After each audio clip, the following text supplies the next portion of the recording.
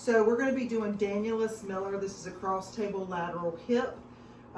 Patient is usually going to be an inpatient for this, but if by chance it's an outpatient, you would need to remove any interfering objects in the area of the hip. So pants, zippers, snaps. If it's an inpatient, make sure you're checking for buttons, snaps, tubing or lines that can be moved out of this area.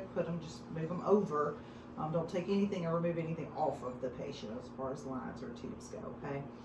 So first thing you want to do in here, because we're not in the hospital setting, if it were an inpatient, they'd be on a mattress, right, in their bed. So you could use that to help you center the midline of the hip to the midline of the IR. And here we don't have that mattress, so we're going to have to build our patients up, okay? So what I'm going to be doing first is I'm going to look at the level of her hip. I see you guys have already got her built up on the sponge. So is the hip at the level of the midline of the IR? Yes. Yes. Try it. Well, we're under this pad too, and we're going to have to be above the pad because this is coming under this sponge. So we're going to actually probably need to build her up a little bit more than that. What do you think we could use? The other sponge. Yeah, let's do a pillow. I like the idea of a pillow. So let's grab that pillow. When you're getting started in this room, because of distance and what we're working with, you do want this sponge to be all the way to the right side of the table.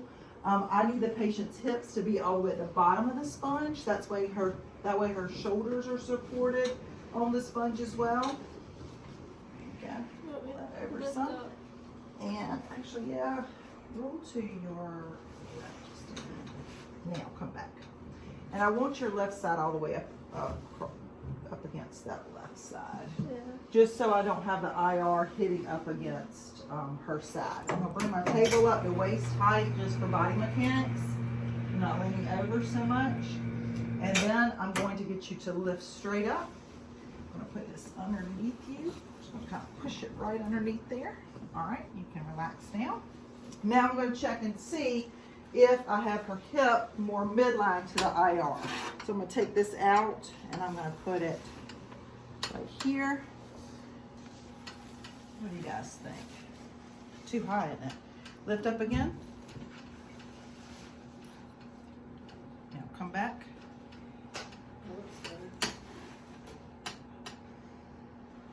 Lift up again. Let me take this back out. I think that. Now come back down. Actually, that is better with it underneath this sponge and not the other sponge. We were looking before under the blue sponge too, the pad of the table. So we're just going to use this blue sponge. So I'm going to have to kind of push just to get this underneath there and work it in. I'm going to get it as close to my patient as possible. What I'm doing here is I'm shooting through the hip, through the femoral neck. So we got to find that femoral neck like we did when we were doing hip.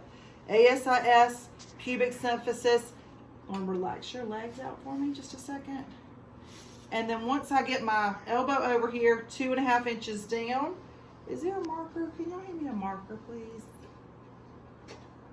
And I'm going to use that marker. I'm just going to lay it on my patient. Right there, so the middle of it's coming straight through the femoral neck, okay? Notice how her femur is slanted down in here because of us, we've got her on the sponge. So let's use this pillow. Lift your left leg. Let's just stick that underneath there. Now, femur straight. Everybody see that? So I'm going to kind of line up the midline of my IR to where my marker is. My marker moved, didn't it? Slid over. Double check that. So here to here, 2.5 inches down. So I'm coming right there, and that should be lined up right to that midline there. Okay, now that I've got femur straight, her hips are not rotated, I'm going to take my tube and I'm coming y'all's way. So watch out. Don't let me hit anybody. And I'm going to take my central ray and I'm going to line it up using this lever here on the left, push it down, and I'm going to use that to help me turn the whole tube so that I'm coming in straight through that marker to the midline of my IR. Do y'all see it? Coming straight through there. straight to the middle of the IR. Everybody with me on that? What button did you mash back This lever right here allows me to turn the tube right to left. there? And then I'm using my all button so that you have to hold both sides to get a good hold on it to be able to move it all at one time. From here, I'm going to ask my patient to bend their right leg up and lift up your leg. I'm going to put this device down here and I want you to rest your foot in it, but bring your knee back as far as you can towards you.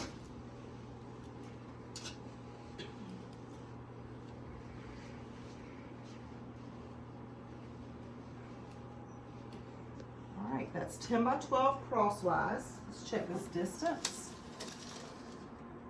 I'm at a 43, anything between 40 and 44, I'm good with, okay? But I have to make sure my tube and my IR are parallel to one another so that my central ray is coming in perpendicular through the femoral neck and to the center of the IR. Y'all with me on that? So when I say that, the face of this tube and this IR, the directions have to match. So I'm actually looking physically at this right here. So those two angles are the same so that when the central ray comes out, it's going to hit the IR at a 90-degree angle, which is perpendicular.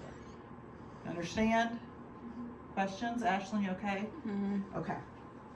All right. Now, I'm going to check and see. I'm a little bit off with my parallel angle between the tube and the IR, so all I have to do is just angle this IR back. Just pull it back just a little bit. How does that look from your direction?